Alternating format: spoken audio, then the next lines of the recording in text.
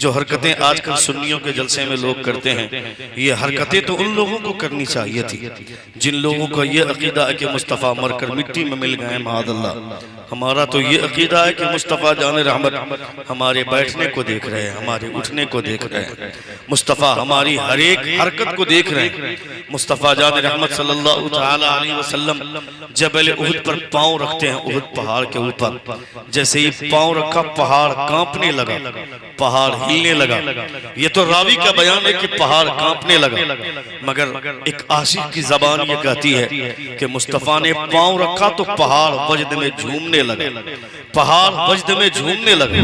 नबी ये कौनैन फरमाते हैं, हाज़ा जबलुन उहुद युहिब्बुना व नुहिब्बुहु। ये उहुद का पहाड़ है, ये हमसे मोहब्बत करता है, हम इससे मोहब्बत करते हैं। पूछ मुस्तफ़ा से, ए मुस्तफ़ा पहाड़ बोलता नहीं है, फिर आपने कैसे जाना कि ये पहाड़ आपसे मोहब्बत करता है और आप इससे मोहब्बत करते हैं? आप अपनी मोहब्बत के लिए तो यकीनी के साथ कर सकते हैं, मगर वो पहाड़ आपसे मोहब्बत करता है, ये पहाड़ ने कब कहा? तो वो मेरे मुस्तफ़ा की बारगाह है। कोई और बारगाह होगी जो किसी को जानने के लिए जबान की मोहताज हो, वो मेरे मुस्तफ़ा है। मेरे मुस्तफ़ा को जबान की जरूरत नहीं है, पहाड़ बोलेगा तभी मुस्तफ़ा जानेंगे, ये कोई जरूरी नहीं है। जब एक पहाड़ की हकीकत को मुस्तफ़ा जान रहे हैं तो यहाँ बैठकर अगर कोई नबी का नाम लेगा तो मेरा अकीदा है कि ये भी मदीने वाले सरकार जानते।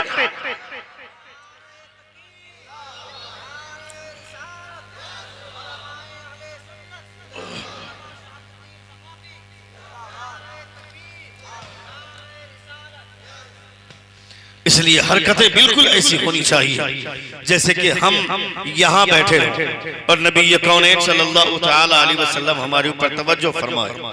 हुजूर सैयदना गौसे आज़म रज़ियल्लाहु तआला अन्हु इरशाद फरमाते हैं, अगर कोई मगरिब के बाद मुझे याद करता है, इधर मेरी तरफ देखें, कॉन्सेंट्रेट बिल्कुल मेरी तरफ।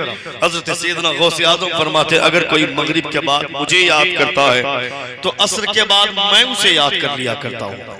कोई मगरिब के बाद अगर हुजूर गौसे आज़म को याद करता है तो असर के बाद हुजूर गौसे आज़म उसे याद कर लेते हैं। यहाँ बैठकर अगर आप मुस्तफ़ा जाने रहमत को याद कर रहे हैं, नबी कौनैन सल्लल्लाहु तआला अलैहि वसल्लम का तज़किरा सुन रहे हैं, इसका मतलब है कि मदीने वाले सरकार हज़रत उमर फारूक और हज़रत उस्मान गनी के बीच में हमें याद कर रहे होंगे, नबी कौनैन हमें याद कर रहे होंगे। ये मुस्तफ़ा जाने रहमत सल्लल्लाहु तआला अलैहि वसल्लम का एहसान है कि हम और आप यहाँ बैठकर मुस्तफ़ा जाने रहमत सल्लल्लाहु तआला अलैहि वसल्लम का तज़किरा सुन रहे हैं। मेरी तकरीर के दरमियान में अगर फोन आ जाए, कॉल भी आ जाए तो रिसीव मत कीजिएगा। अगर कोई आपको बाद में कहे कि मैंने 10-10 बार 15-15 बार आपको कॉल किया, आपने रिसीव क्यों नहीं किया, तो उसे जवाब दीजिएगा, मैं उस वक्त कैसे रिसीव करता, मैं आपकी बात सुनता, उस वक्त मैं रसूल कौनैन की बात सुन रहा था, मैं उस वक्त मुस्तफ़ा जाने रहमत की बात सुन रहा था। दुनिया की तमाम बातों में सबसे बेहतर अगर किसी की बात है तो वह मेरे मुस्तफ़ा की बात है, मेरे हुजूर की बात है। हज़रत इमाम क़लियूबी फरमाते हैं, हज़रत इमाम क़लियूबी फरमाते हैं, जबरदस्ती किसी के सामने हुजूर की तारीफ करने की कोई जरूरत नहीं है। जिनके सामने हुजूर की तारीफ करना, वो दिल से मुस्तफ़ा की तारीफ सुनना पसंद करे। जब वो हुजूर का चर्चा सुने, जब वो हुजूर की तारीफ सुने तो चेहरे पे ताजगी छाई रहे, चेहरे पे शादा भी छा जाए, चेहरे पे मुस्कुराहट रहे। ऐसे लोगों के सामने हुजूर की तारीफ करना। आज आप मुस्तफ़ा जाने रहमत का जिक्र सुन रहे हैं, नबी कौनैन सल्लल्लाहु तआला अलैहि वसल्लम का तज़किरा सुन रहे हैं, आपके चेहरे पे मुस्कुराहट होनी चाहिए। जो यहाँ हुजूर की बातें सुन करके मुस्कुराएगा, कल क़यामत के मैदान में अल्लाह रब्बुल इज्जत उनके लबों पे तबस्सुम फिरेगा। यहाँ बहुत ज्यादा आजाद रहने की जरूरत नहीं है। जो यहाँ आजाद रहेगा क़यामत में कैद कर दिया जाएगा, और जो यहाँ अपने आप में अपने पाँव में मुस्तफ़ा की शरीयत की जंजीर को महसूस करेगा, वह क़यामत में आजादी महसूस करेगा। अल्लाह फरमाता है, है, अयहसबुल इंसानु अन युत्रका सुदा, ये इंसान क्या गुमान करते हैं ये ऐसे ही छोड़ दिए जाएंगे? नहीं नहीं, एक मुसलमान की जिम्मेदारी है वो अपना पांव आगे ले जाए तो एक बार सोच ले कहीं मेरा खुदा नाराज ना हो जाए, कहीं मुस्तफा नाराज ना हो जाए। अपना पांव पीछे ले जाए तो एक बार सोच ले कहीं मेरा खुदा नाराज ना हो जाए, मेरे मुस्तफा नाराज ना हो जाए। काम अपना कर रहे हैं ये कभी तसव्वुर मत करना, मेरा काम है तो मेरी मर्जी चलेगी, शादी मैं कर रहा हूं तो मेरी मर्जी चलेगी, खाना मैं खा रहा हूं तो मेरी मर्जी चलेगी, मेरी जिंदगी में मैं अपने फैसले करूंगा। खबरदार खबरदार ऐ जालिम, तुमको पता नहीं है तुम्हारी पूरी जिंदगी पर अगर किसी का कब्जा है तो वो मालिक कौन है? आमना का लाल है, वो मुस्तफा जाने रहमत है। तुम्हारी जिंदगी है मगर तुम्हारी जिंदगी पर तुम्हारा कब्जा नहीं, तुम्हारी जिंदगी का मालिक आमना का लाल है, मुस्तफा जाने रहमत है।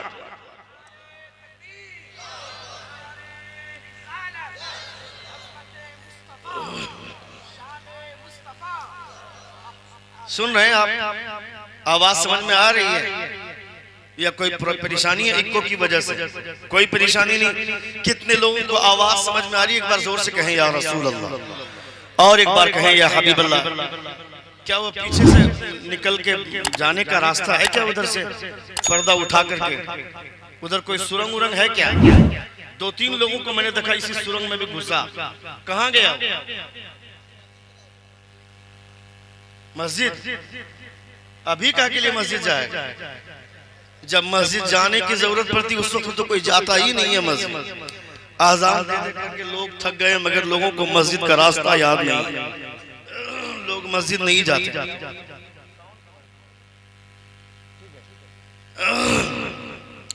अल्लाह रब्बुल इज्जत का लाख लाख शुक्र एहसान है कि हम लोग बैठकर मुस्तफा जान रहमत सल्लल्लाहु तआला अलैहि वसल्लम का जिक्र सुन रहे हैं। सुनिए, जिंदगी अपनी है मगर अपनी जिंदगी में फैसला अगर करने का किसी को हक है तो वह मेरे मुस्तफा है। आप चलेंगे कैसे, आप बोलेंगे कैसे, आप उठेंगे कैसे, आप बैठेंगे कैसे, आप सोएंगे कैसे, ये फैसला मेरे मुस्तफा ने किया है। आपकी जिंदगी है, आप अपनी जिंदगी में नबी कौनैन का फैसला माने, अपना फैसला नहीं। हजरत ज़ैद बिन हारिसा रज़ियल्लाहु ताला अन्हु जिनको नबी कौनैन ने अपना मुंह बोला बेटा तसव्वुर किया था, मुस्तफा जान रहमत सल्लल्लाहु ताला अलैहि वसल्लम को नबी कौनैन सल्लल्लाहु अलैहि वसल्लम को अपना आका माना था। हजरत ज़ैद बिन हारिसा रज़ियल्लाहु ताला अन्हु ने हजरत ज़ैद बिन हारिसा रज़ियल्लाहु ताला अन्हु ये हजरत खदीजतुल कुबरा रज़ियल्लाहु ताला अन्हा की गुलाम थे, मगर हजरत खदीजतुल कुबरा रज़ियल्लाहु ताला अन्हा ने ए बेटा ए बाबू इधर देखो ना, तुम लोगों के लिए भी तकरीरें ज्यादा सुननी जरूरी है, तुमको तकरीर ज्यादा जरूरत है। खिताब सुनना चाहिए, चाहे कोई मुरब्बी हो, चाहे कोई जवान आदमी हो, चाहे कोई बच्चा आदमी। खिताब लोग सुनते नहीं है जबकि खिताब सुनना चाहिए। मस्जिद में भी 12:15 में अजान होती है, लोग 12:50 में मस्जिद में पहुंचते हैं। जब 50 मिनट का टाइम होता है, 12:50 का वक्त होता है, तब अपनी बीवी को बोलता है ठंडी के दिनों में पानी गर्म करो, अब जाना है नमाज पढ़ने के लिए। बेवकूफ, 12:15 में अजान हुई, 12:30 बजे से ही इमाम साहब की तकरीर शुरू हो गई, खतीब खिताब करने शुरू कर दिए, मगर तुम 12:50 में पहुंचोगे, 12:55 में तुम मस्जिद जाओगे और 5 मिनट की इमाम साहब की अगर ज्यादा लंबी तकरीर हो गई तो लोग इशारा करके घड़ी की तरफ इशारा करते हैं और दिखाते हैं कि टाइम हो गया। बेवकूफ, 5 मिनट की तकरीर अगर लंबी हो गई, तुमने किसी नेता की बात नहीं सुनी, तुमने किसी विधायक की बात नहीं सुनी, तुमको तो ये कहना चाहिए था फख्र के साथ सीना चौड़ा करके, मौलाना साहब मैंने 5 मिनट अगर अपने आप को ज्यादा देर तक बैठाया मस्जिद में तो मैंने किसी और की बात नहीं, आमना के लाल की बात सुनी है, मुस्तफा जान रहमत की बात सुनी है, और मैं बैठा हूं तो ऐसे ही फ्री में नहीं बैठा हूं। मेरे मुस्तफा फरमाते हैं कोई वजू बनाकर अगर मस्जिद में आकर के बैठता है तो जितनी बार सांसें लेता है, हर एक सांस के बदले में खुदा उसे 10 नेकियां अता फरमाता है, 10 गुनाह को मिटाता है, 10 दर्जात को बुलंद फरमाता है। ये काम मेरा है मगर काम मैं अपना कर रहा हूं, नेकियां अल्लाह रब्बुल इज्जत की जानिब से। नेकियां खुदा की तरफ से मिल रही हैं। इंसान को इस बात का एहसास होना चाहिए। जलसे में भी आप बैठकर 10 मिनट अगर आसानी के साथ इत्मीनान के साथ बैठकर गुफ्तगू नहीं सुनेंगे, खिताब नहीं सुनेंगे, तो आपको तकरीर सुनना चाहिए ना भाई। तकरीर नहीं सुनेंगे तो आप कैसे मुस्तफा का कानून समझेंगे, कैसे हुजूर की शरीयत समझेंगे। तकरीर न सुनने की वजह से, इस्लाह के पहलुओं को न उजागर करने की वजह से, उलमा से दूरी इख्तियार करने की वजह से, अपने बच्चों को मदरसे में न पढ़ाने की वजह से लोग आज अपने बच्चों की जिंदगी तबाह कर रहे हैं। शादी ब्याह के मौके से आज एक मौलाना आरिफ वकार साहब आलिम है, आलिमा से शादी कर रहे हैं। इसीलिए नहीं इनके दिल में शौक पैदा हुआ कि आलिम है, इस वजह से इनके दिलो दिमाग में ये बात बैठी। जब निकाह हुजूर का अदा किया जा रहा है, जब सुन्नत मुस्तफा जाने रहमत की अदा की जा रही है, तो किसी नेता को बुला करके क्यों हम लोगों को नचाएंगे, क्यों लड़कियां नाचेंगी। चलो हुजूर ही की बातें हो, हुजूर की महफिल सजे।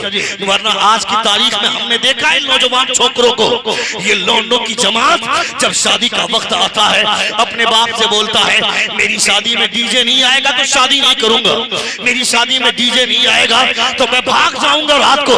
जब उसके बाप को टोका जाता है, उसे बोला जाता है क्यों तुमने अपने बेटे की शादी में डीजे लाया, वो बोलता है मौलाना साहब मैंने तो मना कर दिया था।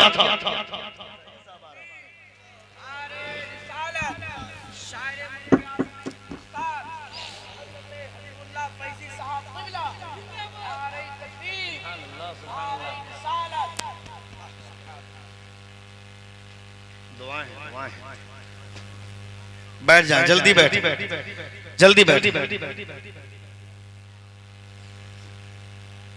कहाँ जा रहे हैं बोलो भाई, लाल शर्ट वाले।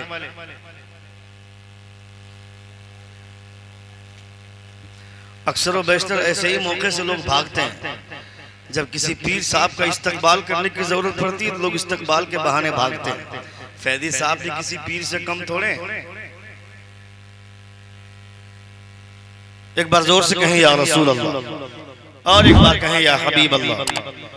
हालांकि मैं अब तक मुतमईन नहीं हूँ आपके साउंड से, मगर बोल रहा हूँ चूंकि आरिफ की मोहब्बत है। मौलाना आरिफ साहब ने बड़ी मोहब्बत से दावत दी है और इनकी दावतों का एहतराम तो होना चाहिए। इतने अच्छे इंसान हैं, इतने खलीक हैं, इतने खुश अखलाकी के मालिक हैं। अल्लाह रब्बुल इज्जत इनके अखलाक में मजीद बरकतें अता फरमाए। जोर से आमीन कहें। ये दोनों साउंड बंद हो गया क्या लगता है? अच्छा, इसमें इसका क्या कसूर है? इसमें साउंड है? ए फैजी साहब आप पीछे बैठ जाइए, मगर इसको चालू करवाइए।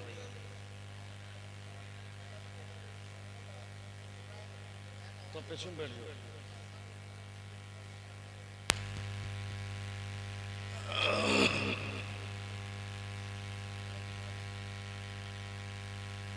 हाँ, एक बार जोर से कहें या रसूल अल्लाह, जोर से कहें या रसूल अल्लाह, और एक बार कहें या हबीब अल्लाह। शादी ब्याह के मौके से अक्सर व बेशतर लोगों के दिलो दिमाग में खुराफात आते हैं, लोगों के दिलो दिमाग में गुनाह के रास्ते खोलने के मंसूबे आते हैं। लोगों के घरों में शादियां होती हैं, बाप पहली बात तो लोग ये बहाना करते हैं कि मेरा बेटा नहीं मानता। इमाम साहब लोग बोलते हैं, बाप को जाकर समझाते कि तुमने डीजे क्यों लाया, क्यों डीजे ला करके शादी ब्याह में नचाया। एक हफ्ता पहले से डीजे आ जाएगा और डीजे बजेगा, गाना बजेगा। इतने अश्लील गाने बजते हैं, इतने नंगे और बेढंगे तरीके से लोग गाना बजाते हैं कि शर्म आती है। इसी घर में मियाँ है, बीवी है, माँ है, बहन है, बेटा है, बेटी है, ये सारे लोग उसी घर में रहते हैं और उस घर में इतने गंदे गंदे गाने बजते हैं। सारे लोगों को अच्छा लग रहा है, सारे लोग उसमें मुलव्विस हैं। अगर कोई एक आदमी नाराज होकर के मना भी करना चाहता है, मगर अच्छे लोगों की बात कौन सुनता है? लोग अपनी मर्जी के मालिक हैं। लोग ये नहीं सोचते हैं कि मेरे मुस्तफा नाराज हो जाएंगे, अल्लाह रब्बुल इज्जत नाराज हो जाएगा। ये नहीं सोचा लोगों ने। जब आपको कहा जाता है कि आपने डीजे क्यों लाया, तो वह बेवकूफ आदमी बोलता है, मौलाना साहब मेरा बेटा मेरे पास आया था, मैंने साफ मना कर दिया कि मैं डीजे उजे का पैसा नहीं दूंगा, कोई डीजे उजे नहीं आएगा, कोई गाना उना नहीं नहीं बजेगा, मैंने मना कर दिया था, मगर मैं क्या करूं, मेरा बेटा का 4-5 दोस्त आ गए और वो आकर के कहने लगे चाचा आपको पैसा देने की कोई जरूरत नहीं है, हम पैसा मिलाएंगे, 5-5 हजार रुपया करके हम लोग मिला रहे हैं। शादी रोज रोज थोड़ी होती है, शादी जिंदगी में एक बार करनी पड़ती है, एक बार शादी करेंगे धूमधाम से होनी चाहिए। मैं कहता है बेवकूफ आदमी, तुमको किसने कहा कि शादी जिंदगी में एक ही बार करनी चाहिए? तुमको अल्लाह रब्बुल इज्जत ने 4 शादी की इजाजत दी, मगर तुम अगर इंसाफ कर सकते हो, अगर चारों बीवियों के साथ इंसाफ का तकाजा तुम्हारे पास है, इंसाफ करने का अगर तुम्हारे पास मलका है, तो तुम इंसाफ करते हुए 4 शादियां कर सकते हो। मगर एक ही शादी करनी है तो एक शादी अगर तुम इसको धूमधाम से करना चाहते हो, हाँ मैं भी कहता हूँ इसको धूमधाम से होनी चाहिए, मगर शादी में इतनी धूम मचे कि दुनिया में ही इसका चर्चा न रहे, बल्कि शादी में इतनी धूम हो कि निकाह जमीन पर हो और आसमान के फरिश्ते इस निकाह का चर्चा करें, इतनी धूम से हो। यहाँ निकाह हो, यहाँ दुआ हो, मगर आसमान के फरिश्ते उस निकाह की दुआ में आमीन करें। आसमान के फरिश्ते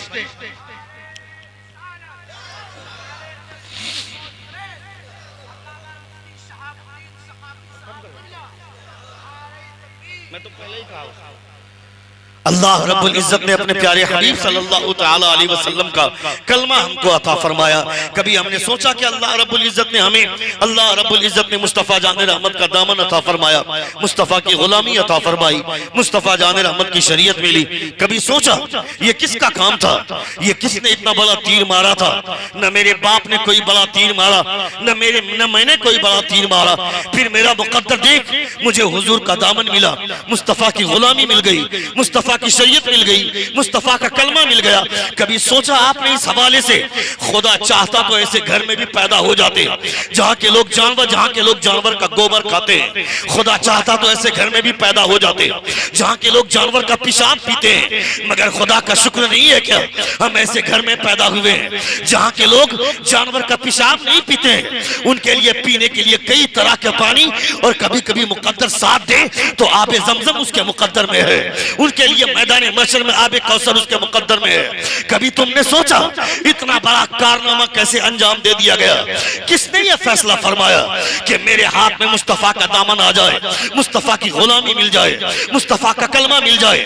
हजरत इमाम आज़म अबू हनीफा रज़ियल्लाहु ताला अन्हु से सवाल हुआ था, इमाम आज़म से पूछा गया था कि इमाम आज़म से यह सवाल हुआ था कि वो कौन सी नीमत है अल्लाह रब्बुल इज्जत की जिसके मिल जाने के बाद अगर खुदा का शुक्रिया न अदा किया जाए तो उसके ईमान के चले जाने का अंदेशा है।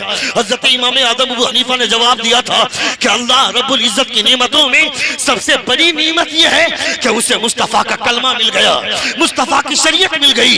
इस इनाम के मिल जाने की वजह से खुदा का शुक्रिया ना अदा करने पर ईमान के चले जाने का अंदेशा है।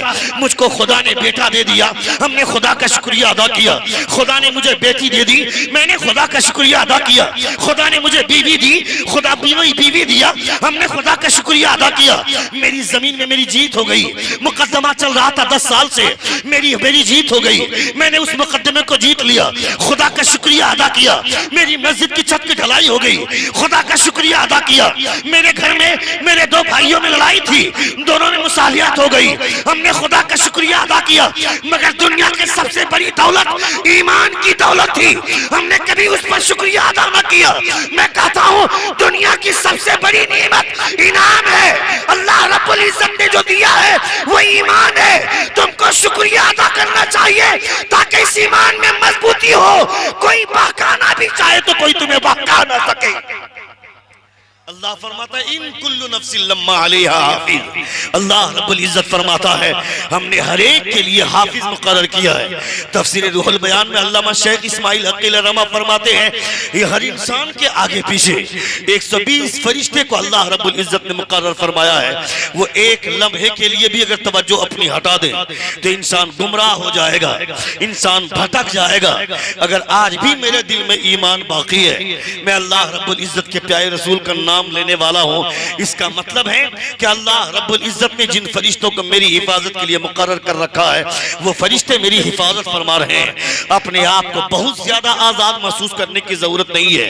अपनी जिंदगी में महसूस करें कि अल्लाह रब्बुल इज्जत के प्यारे रसूल सल्लल्लाहु अलैहि वसल्लम ने तुम्हें कौन कौन सी चीजों से रोका है, उन चीजों से रुक जाना चाहिए। मेरा बेटा अगर शादी के मौके से कहेगा डीजे नहीं लाओगे तो भाग जाएंगे, शादी नहीं करेंगे, लड़कियों को नहीं नचाओगे तो मैं शादी नहीं करूंगा, मैं ऐसे लौंडे को अपने घर से लात मारकर निकाल दूंगा, उसे अपनी फर्जंदियत से निकाल दूंगा, जिसकी वजह से मेरे मुस्तफा नाराज हो जाए, जिसकी वजह से मेरा खुदा नाराज हो जाए। ऐसे लड़कों को अपने घर में पालने की जरूरत है। मगर मैं तुमसे कहता हूं, तुम्हारा बेटा, तुम्हारे बेटे की रगों में तुम्हारा खून दौड़ रहा है। तुम्हारा बेटा तुम्हारे खिलाफ कैसे चला गया, तुम्हारा बेटा तुम्हारे बात के खिलाफ कैसे अपनी बात मनवाना चाहता है, कैसे तुम्हारे खिलाफ काम करता है। इसका मतलब तुमने समझा, जो आदमी खुदा और उसके रसूल की बात को मानना छोड़ देता है, खुदा उसकी औलाद को उसकी नाफरमान बना देता है। इसलिए मैं कहना चाहता हूं, अगर तुम्हारा बेटा, तुम ये चाहते हो कि मेरा बेटा मेरा फरमाबरदार रहे, तुम नबी की बातों को मान लो, खुदा तुम्हारी औलाद को तुम्हारा फरमाबरदार बना दे। सुन रहे आप, सुन रहे, सुन रहे? कितने लोग सुन रहे? जरा हाथ उठाकर कहें या रसूल अल्लाह, और एक बार कहें या हबीब अल्लाह। नबी कौनैन सल्लल्लाहु तआला अलैहि वसल्लम की महफिलों में आदमी को कुछ सीखने के ख्याल से बैठना चाहिए, ये इरादा करते हुए कि चलो हमको थोड़ी देर बैठ करके नबी कौनैन के पैगामात से जो पैगामात जो नश्र हो रहे हैं उसको सुनकर अपने दिलों में जगह देंगे। जो आदमी तकरीर नहीं सुनना चाहता है या तकरीर सुनता भी है तो इस कान से सुनकर इस कान से उड़ा देता है, खुदा ऐसे लोगों से फरमाता है, मन आरदान दिक्री फ़इन्न लहू मईशतन दंका व नहशुरुहु यौमल क़ियामति आमा। अल्लाह फरमाता है, जो मेरी जिक्र से एराज करता है, मेरे जिक्र से भागता है, वो कल क़यामत के मैदान में उसे अंधा बनाकर उठाऊंगा। वो अंधा बनाकर उठेगा, वो अंधा बनकर उठेगा। वो रब से कहेगा, ए परवरदिगारा, क़ाल रब्बी लिमा हशरतनी आमा, ए मौला मैं तो देखने वाला था, मुझे अंधा बनाकर कैसे उठाया गया। अल्लाह फरमाएगा, क़ाल कज़ालिका अततका आयातुना फ़नसीतहा व कज़ालिकल यौम तुनसा। जब तुम दुनिया में थे तुम्हारे सामने मेरे पैगामात सुनाए जाते थे, मेरे महबूब के पैगामात सुनाए जाते थे, मगर तुम इस कान से सुनते थे और इस कान से उड़ा देते थे। आज मेरी गिरफ्त में हो, मेरी मशीयत जो चाहेगी तेरे साथ करेगी। जरा सोचो क्या होगे, क्या होगा उस वक्त तुम्हारे साथ। मैं कहता हूँ 50 साल मेरी जिंदगी है, 7 साल मेरी जिंदगी है। हर आदमी जानता है कि कोई आदमी 7 साल तक रहेगा गारंटी के साथ, ये कोई नहीं जानता है। कोई 50 साल में ही लुढ़क गया, कोई 40 साल में ही दुनिया छोड़ गया, कोई 30 साल में ही दुनिया से चला गया। कुछ ऐसे लोग भी हैं जो 10 साल 15 साल की उम्र में ही दुनिया से चले गए। बच्चा पैदा हुआ, अकीका भी नहीं हुआ, वो दुनिया से चला गया, उसे नहलाने की भी नौबत नहीं आई, वो दुनिया से चला गया। फिर किस बुनियाद पर मौत में ताव देकर घूमते हैं और ये सोचते हैं कि मैं दुनिया में 60 साल तक रहूंगा, 100 साल तक रहूंगा। ए जालिम, 7 साल का इंतजार मत कर, अभी से तौबा कर और ये सोच ले, आज मौलाना आरिफ ने अपनी शादी के मौके से हुजूर की महफिल सजाई है। जब मेरे बेटे की शादी होगी इससे बड़ा जलसा होगा, इससे बड़ी महफिल होगी, ताकि मेरे बेटे की शादी में भी लोग देखेंगे कि नबी की शादी हो रही, नबी की सुन्नत अदा हो रही है, तो बज़्म भी हुजूर की सजेगी, मुस्तफा जान रहमत को बुलाया जाएगा। तुम्हें पता है जहां हुजूर का मिलाद होता है, इस मिलाद की खुसूसियत है कि एक आदमी खाने काबा का तवाफ करने के बाद दुआ करेगा, 100% उसकी दुआ कबूल होगी। ये उम्मीद है, गारंटी नहीं है। एक आदमी सफा और मरवा की सही करने के बाद दुआ करेगा, 100% उसकी दुआ कबूल होगी। ये उम्मीद है, गारंटी नहीं है। एक आदमी मुकम्मल कुरान की तिलावत करने के बाद दुआ करेगा, 100% उसकी दुआ कबूल होगी। ये उम्मीद है, गारंटी नहीं है। मगर जहां नबी का मिलाद होता है वहां जो दुआ की जाती है, ये गारंटी है कि वह दुआ मकबूल बारगाह हुआ करती है। ये गारंटी है।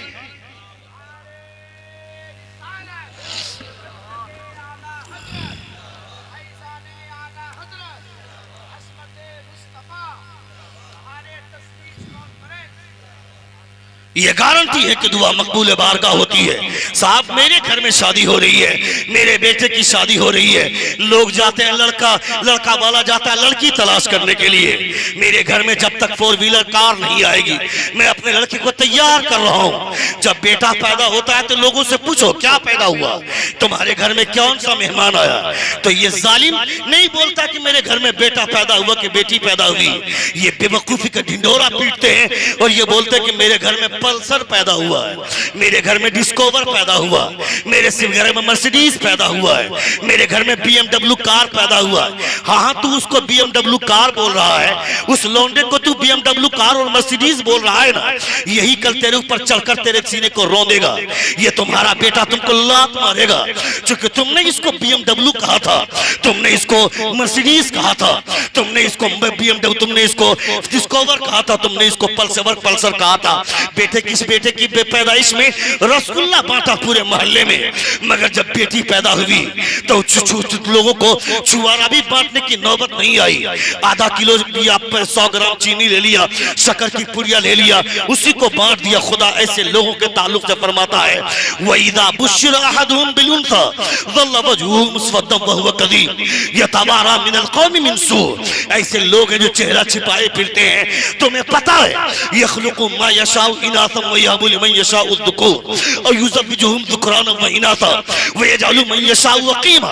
खुदा चाहता है, खुदा फरमाता है, खुदा चाहता है जिसे चाहता है उसको बेटा देता है, जिसे चाहता है उसको बेटी देता है, और जिसे चाहता है बेटा भी देता है और बेटी भी देता है। जिसे चाहता है खुदा उसे ना बेटा देता है ना उसे बेटी देता है, उसे बांझ रखता है। यानी कुल मिलाकर ये अल्लाह रब्बुल इज्जत के फजल की वजह से मेरे घर में बेटा हो रहा है, ये खुदा का फजल है। मेरे घर में बेटी हो रही है, ये खुदा का फैसला है। मेरे घर में सिर्फ बेटा हो रहा है, ये भी खुदा का फैसला है। मेरे घर में सिर्फ बेटी हो रही है, ये भी खुदा का फैसला है। मेरे घर में ना बेटा है ना बेटी है, ये भी खुदा का फैसला है। न मेरा कसूर है न मेरी बीवी का कसूर है। अगर कोई बीमारी है तो उस बीमारी का इलाज करना चाहिए, और इलाज के बाद भी अगर औलाद न हुई तो खुदा के फैसले पर कायम रहना चाहिए, खुदा के फैसले को मान लेना चाहिए। हम ज्यादा दिनों तक दुनिया में रहने वाले नहीं है, हमेशा रहने के लिए कोई दुनिया में नहीं आया, मगर अल्लाह रब्बुल इज्जत का फैसला मानने वाले लोग दुनिया से चले भी गए, दुनिया में उनके मानने वाले रहे न रहे, मगर अल्लाह रब्बुल इज्जत उनके लिए मोहब्बत की फिजा कायम करेगा, मोहब्बत की फिजा कायम करेगा। मुजाहिदे मिल्लत की कोई औलाद नहीं थी, मगर मुजाहिदे मिल्लत का नाम है कि नहीं दुनिया में। हुजूर मखदूम अशरफ जहांगीर सिमनानी की कोई औलाद नहीं थी, मगर आज उनका नाम है कि नहीं दुनिया में। जो खुदा के फैसले पर कायम रहता है, उनकी औलाद हो या ना हो, खुदा उनकी मोहब्बतों के चर्चे पूरी दुनिया में फैला देता है। खुदा उनकी मोहब्बतों की और शोहरतों का तज़किरे की शोहरत पूरी दुनिया में अल्लाह रब्बुल इज्जत फैला देता है।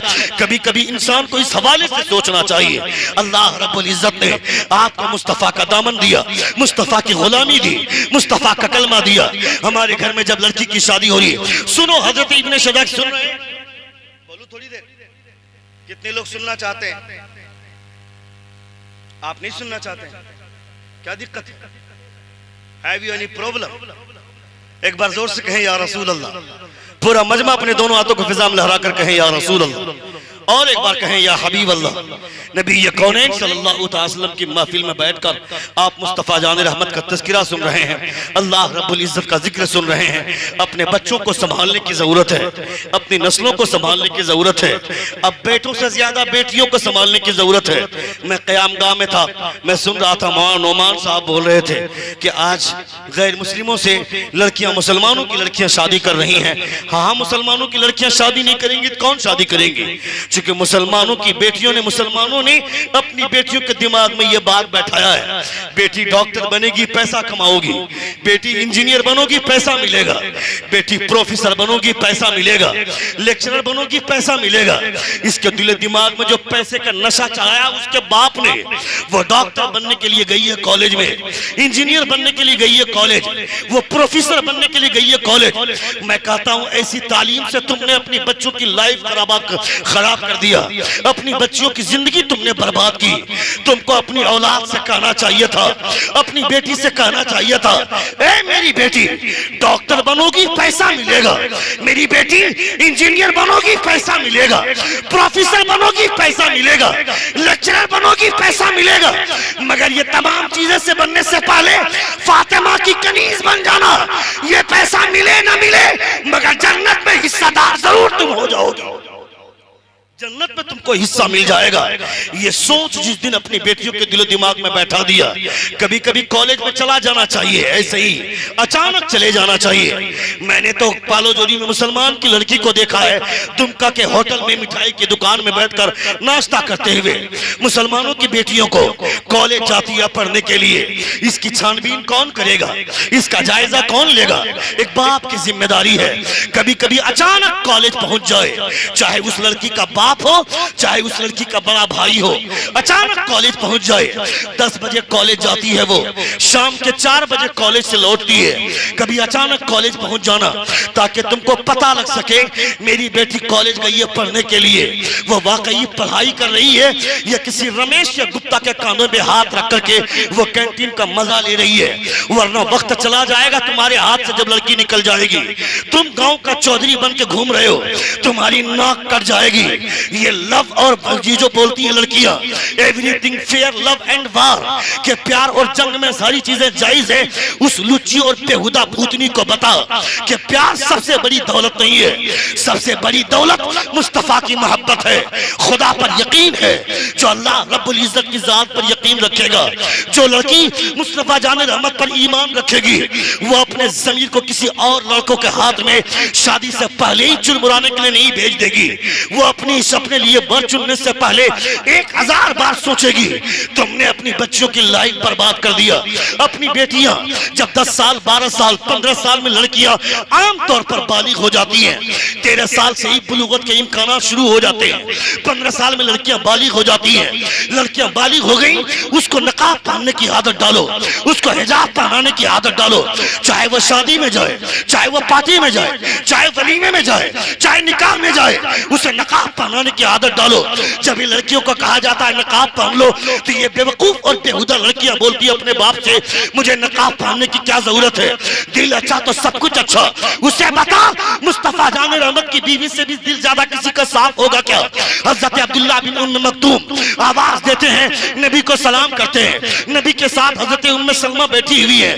नबी ये कौन फरमाते हैं, ए उम्मे सलमा अंदर जाओ, मुस्तफा जाने रहमत की बीवी, हम तमाम मोमिनों की माँ हजरत उम्मे सलमा फरमाती हैं, ए अल्लाह के रसूल वो तो नाबीना है, वो तो अंधा है, मुझे अंदर जाने के लिए क्यों बोल रहे हैं, वो तो देख नहीं सकता है। मुस्तफा फरमाते हैं, ए उम्मे सलमा वो नहीं देख सकता है तो क्या हुआ, तुम तो देख सकती हो ना। ये है मुस्तफा की तबलीग, ये है मुस्तफा की इस्लाह। नबी के निकाह में जो खवातीन आई, उन खवातीन का कोई जवाब नहीं है। खुदा फरमाता है, या निसा नबी लस्तुन नकाहत बिन निसा, ए नबी की बीवियां दुनिया की तमाम औरतें एक तरफ और तुम्हारी हैसियत एक तरफ। नहीं नहीं नहीं बोल रहे हैं आप, बोलते हुए सुनना चाहिए। बोलिए एक बार जोर से और एक बार कहें, बोलते हुए सुनना चाहिए। ये लगना चाहिए कि मैं ऐसे लोगों के बीच में बोल रहा हूं जो सुनना भी जानते हैं और बोलना भी जानते हैं। बोलते हुए सुनना चाहिए। एक बार जोर से पूरा मजमा अपने दोनों हाथों को फिजा में लहरा कर कहे, या रसूल अल्लाह, और एक बार कहें, या हबीब अल्लाह। जब इनको कहा जाता है, जब इनको समझाया जाता है कि खबरदार खबरदार नकाब पहन लो, तो ये बेवकूफ लड़कियां बोलती हैं, दिल अच्छा तो सब कुछ अच्छा, अगर नकाब पहन लूंगी दिल गंदा है तो मैं नकाब पहन कर भी गुनाह कर सकती हूँ, और अगर दिल अच्छा है तो नकाब नहीं भी पहनूंगी तो अपने आप को बचा लूंगी। मैं कहता हूँ ये फॉर्मूला तुमको अपने घर में रखने की कोई जरूरत नहीं है। तुम जो रात के सन्नाटे में टिकटॉक में वीडियो बनाती हो, अपने होंठ में लिपस्टिक लगाकर अधनंगा कपड़ा पहनकर, ये सोचती है कि 2-4 लाइक से मिल जाएंगे, मुझे शोहरत हो जाएगी, 2-4 आवारा कुत्ते फॉलो कर देंगे मुझको, मेरे फॉलोवर से बढ़ जाएंगे, मैं रातों रात स्टार बन जाऊंगी। उस बेहुदा लड़की को बता कि कपड़े उतारने की वजह से खुदा शोहरत नहीं देता है। जब खुदा शोहरत देने पे आता है तो देख कर्नाटका में मुस्कान नाम की एक लड़की जिसने कपड़े उतारा नहीं, हिजाब के अंदर रहकर निकाब पहनकर खुदा के नाम का नारा लगाया, खुदा ने ऐसी शोहरत दी कि बुर्ज खलीफा में सेलिब्रेशन उसके चेहरे का हुआ। दुनिया उसका चेहरा नहीं जानती है, मगर मुस्कान का नाम आज पूरी दुनिया जानती है। मुस्कान का नाम आज पूरी दुनिया जानती है। ये सिर्फ और सिर्फ मुस्तफा जान रहमत के कानून को फॉलो करने की वजह से।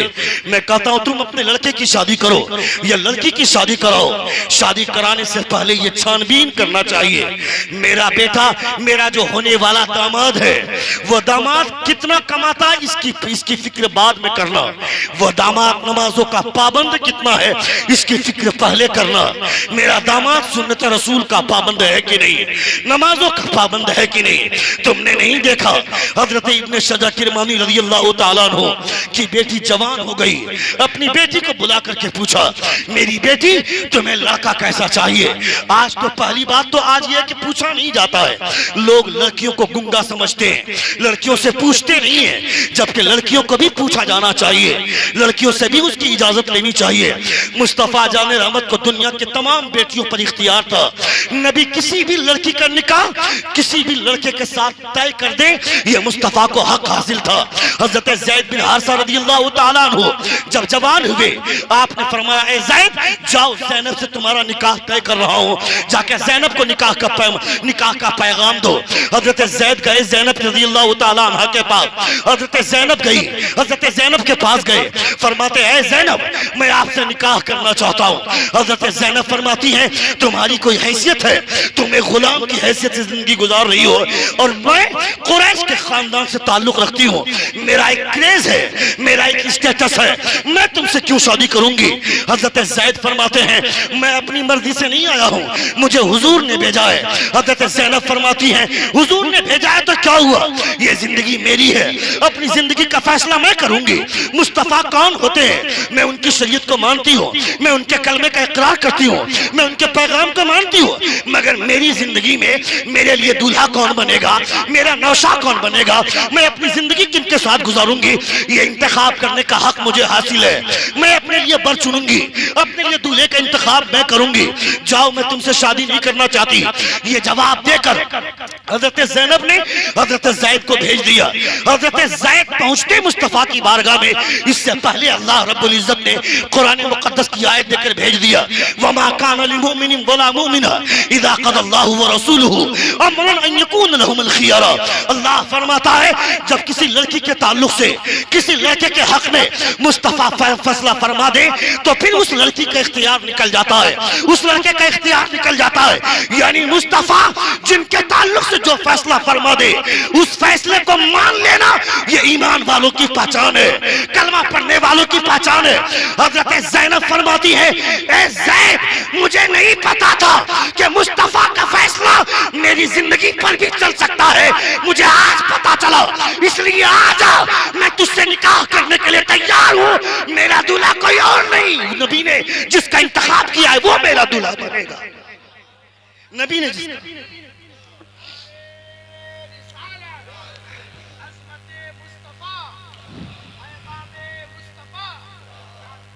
हजरत ज़ैनब रज़ियल्लाहु ताला अन्हा का निकाह हजरत ज़ैद से हुआ। किसी वजह से यह रिश्ता ज्यादा दिनों तक नहीं चला, क्योंकि हुजूर को नबी कौनैन के जरिए एक कानून का सद्देबाप भी करना था। अगर आज किसी ने किसी को अपना मुंह बोला बेटा बना लिया, अरब का माहौल था, अरब का कानून यह था, किसी को मुंह बोला बेटा अगर गर्दान लिया तो फिर उसको हिस्से में तरके से हिस्सा मिलता था, उसको जमीन में हिस्सा दिया जाता था, उसको घर की तकसीमात में भी उसको हिस्सा मिलता था। ये अरब का कानून था। नबी कौनैन ने हजरत ज़ैद को मुंह बोला। सुन रहे 2 से 3 मिनट और बोलूं मैं, सुनेंगे आप लोग? कितने लोग सुन रहे, जरा हाथ उठाकर कहें या रसूल अल्लाह, और एक बार कहें या हबीब अल्लाह। अल्लाह रब्बुल इज्जत का लाख लाख शुक्र एहसान है कि हम बैठकर मुस्तफ़ा जान रहमत के कानून को मुलाहदा कर रहे हैं। हजरत ज़ैनब रज़ियल्लाहु ताला अन्हा से निकाह हजरत ज़ैद का हुआ, किसी वजह से रिश्ता नहीं चला। फिर उसके बाद हजरत ज़ैनब रज़ियल्लाहु ताला अन्हा और हजरत ज़ैद रज़ियल्लाहु ताला अन्हु, इन दोनों में अलगाव हुआ। उसके बाद नबी कौनैन सल्लल्लाहु ताला अलैहि वसल्लम से हजरत ज़ैनब रज़ियल्लाहु ताला अन्हा का निकाह हुआ। नबी कौनैन से, तो लोगों ने कहा कि मोहम्मद ने अपनी बहू से निकाह कर लिया, जिसको मुंह बोला बेटा बनाया था उसकी बीवी से निकाह कर लिया मोहम्मद ने। चूंकि इस कानून का सद्देबाप करना था कि मुंह बोला बेटा बेटा होता है, औलाद नहीं होती है। वो उसको अपने हिस्से से तरका नहीं दिया जाएगा, वो हारा उसके लिए बैनुनत साबित नहीं होती है, हुर्मत साबित नहीं होती है।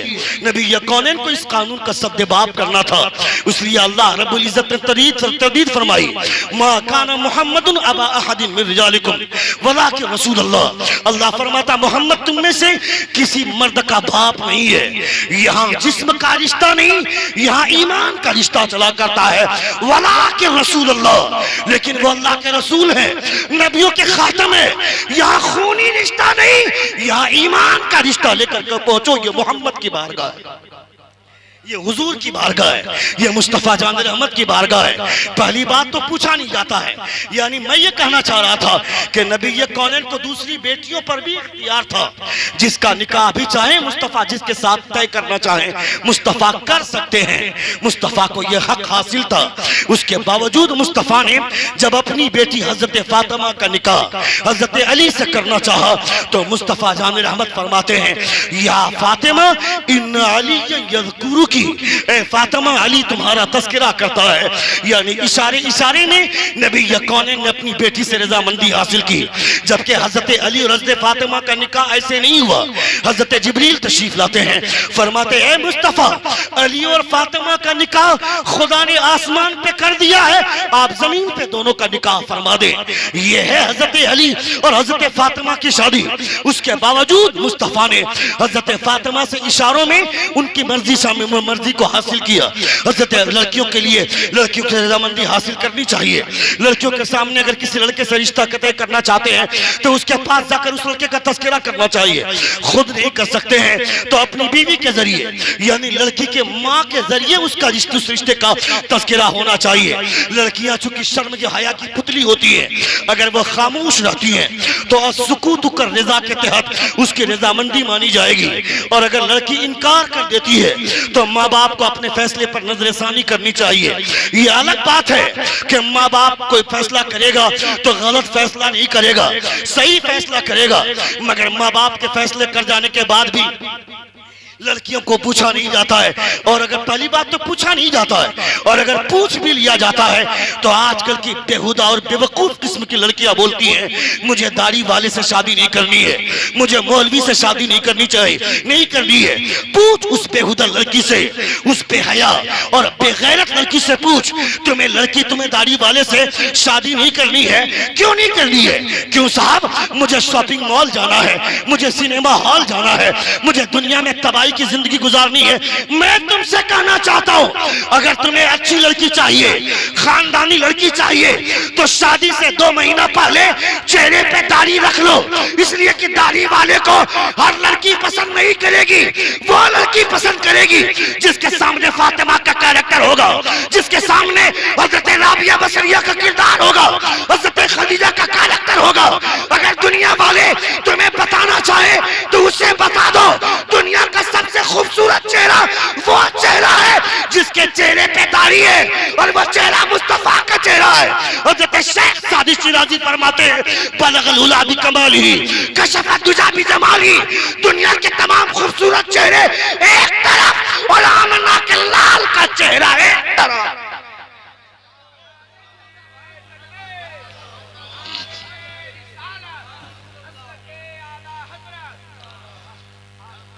दुनिया के तमाम खूबसूरत चेहरों में सबसे खूबसूरत चेहरा मेरे मुस्तफ़ा का चेहरा है, और मेरे मुस्तफ़ा के चेहरे पर दाढ़ी है। हजरत अली का चेहरा है जिनके चेहरे पे दाढ़ी है, हजरत सिद्दीक़ अकबर के चेहरे पे दाढ़ी है, हजरत उमर फारूक के चेहरे पे दाढ़ी है। आजकल कुछ मोछ छिल्ले और दर छिल्ले, ये बॉलीवुड के अदाकारे, ये बॉलीवुड के हीरो, तुम इसे हीरो मानते हो, इसे मुसलमान मानते हो? ये सलमान खान, शाहरुख खान, आमिर खान, ये कौन है? ये मुसलमान के नाम पर कलंक का बदनुमा दाग है। खबरदार, इसके पीछे मत भागना। ये तुम्हारा हीरो नहीं है, इसे तुम अपना हीरो मानते हो, ये तुम्हारा हीरो नहीं है। अगर तुम्हारा कोई हीरो है तो वो बरेली का अहमद रजा खान है, तुम्हारा कोई हीरो है तो हुजूर ताज शरीया है, तुम्हारा कोई हीरो है तो करबला में शहीद ईमान बचाने वाले वो इमाम हुसैन है, शहीद करबला। तुम्हारा सबसे बड़ा हीरो ये लोग हैं, तुम्हें इनके पीछे भागना चाहिए, इनके पीछे भागना चाहिए। तुम्हें अपनी जिंदगी के बारे में सोचना चाहिए, अपनी नस्लों के बारे में सोचना चाहिए। 2 से 3 मिनट के अंदर गुफ्तगू खत्म कर रहा हूं। हजरत इब्न सजा किरमानी की आखिरी बात में पेश कर रहा हूं, एक बार जोर से कहें या रसूल अल्लाह। तकरीबन 1 घंटे की तकरीर मेरी हो गई, बल्कि 5 मिनट ज्यादा भी हो गई मेरी तकरीर, मगर आप सुन रहे हैं तो अच्छा लग रहा है। और 2 से 3 मिनट के अंदर अपनी गुफ्तगू समेट रहा हूं। एक बार जोर से कहें या रसूल अल्लाह, और एक बार कहें या हबीब अल्लाह। पहली बात तो पूछा नहीं जाता, अगर पूछ भी लिया जाता है तो इस तरह के जहरीले जुमले हमको मिलते हैं सुनने में। मगर मैं कहता हूं अपनी बेटी की तरबियत करो, अपनी बेटी को तरबियत दो, अपनी बेटी की आखिरत के बारे में सोचते हुए उसको अच्छी तहजीब से अपनाओ, अपनी तहजीब से उसको आरास्ता करो। हजरत इब्न सजा किरमानी ने अपनी बेटी से कहा, मेरी बेटी तुम्हें लड़का कैसा चाहिए, सुनिएगा, तुम्हें लड़का कैसा चाहिए। हजरत इब्न सजा किरमानी फरमाते हैं कैसा लड़का चाहिए। उनकी बेटी बोलती है मेरे लिए लड़का ऐसा हो जो 5 वक्त नमाज का पाबंद हो और खुदा पर भरोसा करने वाला हो। जोर से 5 वक्त नमाज का पाबंद हो और खुदा पर भरोसा करने वाला हो। रात के सन्नाटे में, रात के 2 बजे हजरत इब्न सजा किरमानी चले दामाद तलाश करने, अपनी लड़की के लिए शौहर और अपने लिए दामाद तलाश करने। कहां हम जाते हैं जिसके दरवाजे पर 4 व्हीलर कार लगी होती है, जिसके ताल्लुक बैंक और बैलेंस से है, जिसके घर में नौकरी वाला हो, गवर्नमेंट सर्विस वाला हो, ऐसे लोगों के दरवाजे पर हम जाते हैं। चाहे वो हमें कुत्ते की तरह धुतकार क्यों न दे, कुत्ते की तरह जलील क्यों न कर दे, उसी के दरवाजे पर जाएंगे।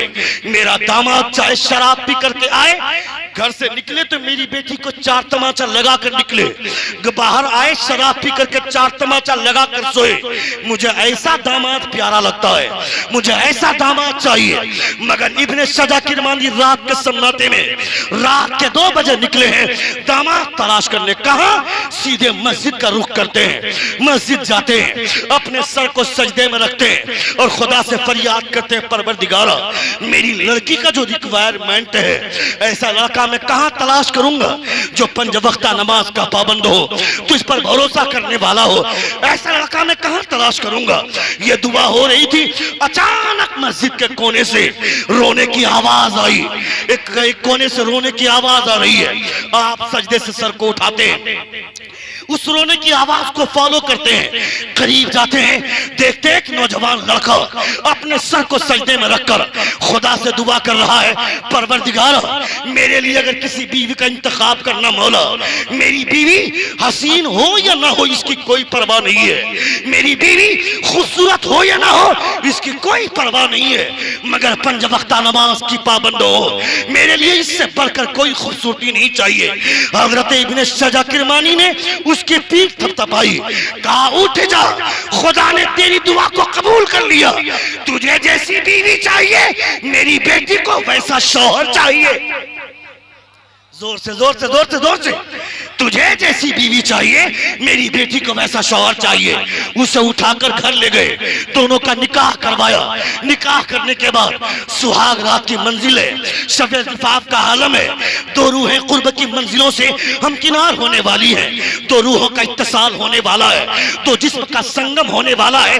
हर लड़की की ख्वाहिश होती है कि सुहाग रात में मेरा शौहर मेरे करीब आएगा, मेरी घूंघट उठाएगा, मुझसे बात करेगा। मगर वो लड़की इंतजार करती रही, शौहर उसके करीब न गया। पूरी रात गुजर गई, एक रात गुजर गई, दूसरी रात का इंतजार शुरू हुआ, दूसरी रात भी गुजर गई, तीसरी रात भी शुरू हुई, तीसरी रात भी गुजर गई। 1 हफ्ता गुजर गया, 2 हफ्ते गुजर गए, नहीं 1 महीना गुजर गया। जब लड़की के सब्र का पैमाना छलका, वो लड़की अपने बाप के पास आई और अपने बाप से बोलती है, मेरे अब्बा हुजूर, जब मेरी ख्वाहिश का ख्याल नहीं रखना था तो मुझसे पूछा क्यों गया था? पहले तो मुझसे पूछा गया और पूछे जाने के बाद जब मैंने जवाब दिया, मेरा निकाह ऐसे लड़के से करवा दिया जो लड़का निकाह का मतलब ही नहीं जानता है, शादी का मतलब ही नहीं जानता है। शादी का मतलब जिस्म की ख्वाहिश पूरी करना नहीं है, निकाह का मतलब अपने लिए लज्जत का सामान ढूंढना नहीं है, निकाह का मतलब है कसरत उम्मत में रसूल पाक यानी मुस्तफा की उम्मत में औलाद की ज्यादती हो, मुस्तफा की उम्मत में कसरत हो। इसकी ढूंढ और इसकी तलाश का मतलब है निकाह करना, इसका मतलब है शादी करना। लड़की बोलती है जब वो निकाह का मतलब ही नहीं जानता है उससे मेरा निकाह क्यों करवा दिया। लड़की के मुंह से जब जवाब सुनो बाप का कलेजा दहल गया।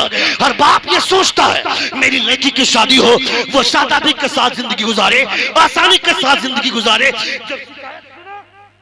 बाप का कलेजा दहल गया, बाप का कलेजा दहल गया। बुलाया अपने दामाद को और अपने दामाद को लाकर खड़ा कर दिया।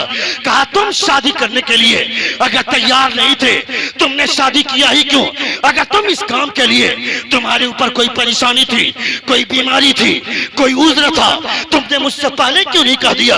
तुमने मेरी बेटी की जिंदगी तबाह कर दी। तुमने मेरी बेटी की जिंदगी के साथ तवज्जो चाहूंगा मैं, तुमने मेरी बेटी की जिंदगी के साथ खिलवाड़ किया। तुमने क्यों निकाह कर लिया? एक बार जोर से कहें या रसूल अल्लाह, और एक बार कहें या हबीब अल्लाह। हज़रत इब्न शगा किरमानी पूछते हैं तुमने मेरी बेटी की लाइफ के साथ खिलवाड़ किया, उसकी जिंदगी बर्बाद कर दी। 1 महीना हो गया शादी हुए, तुमने अब तक मेरी बेटी को हाथ तक नहीं लगाया, उसकी वजह क्या है? उस लड़के का जवाब सुने। वो लड़का जवाब देता है मेरी बीवी जो आपकी बेटी थी पहले, उसकी परवरिश आपके घर में हुई है। आपके पास बेशुमार दौलतें हैं, इन दौलतों में से कुछ दौलतें हराम की भी होंगी, कुछ दौलतें हलाल की भी होंगी। और हुजूर फरमाते हैं हराम लुकमे का असर 40 दिन तक रहता है। इसलिए मैं चाहता हूं मैं अपनी बीवी को अपनी हलाल कमाई से उसे 40 दिन तक खाना खिलाऊं ताकि हराम लुकमे का असर खत्म हो और हलाल लुकमा अपना असर दिखाए। उसके बाद जब मैं अपनी बीवी से मिलूं